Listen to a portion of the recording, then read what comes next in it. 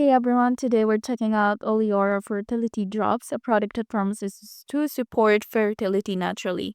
But the big question is, does it actually work or is it just another online gimmick? Let's dive into the details and find out. Quick disclaimer before we begin, everything in this video is based on publicly available information and personal opinion.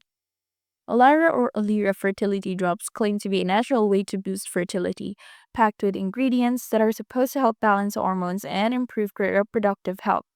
The official website looks clean and professional, but when it comes to real user reviews, there isn't much to go on. I couldn't find any ratings on Trustpilot or other review sites. The only feedback I found was some Reddit discussions which were pretty mixed. Without more verified customer experiences, it's tough to say for sure how effective these drops are. Also, no official clinical trials or scientific studies backing the product were mentioned, which makes it a bit more skeptical. So is Olyra a scam? Not exactly. It seems like a legit product, but the lack of real reviews and proof means you should be careful.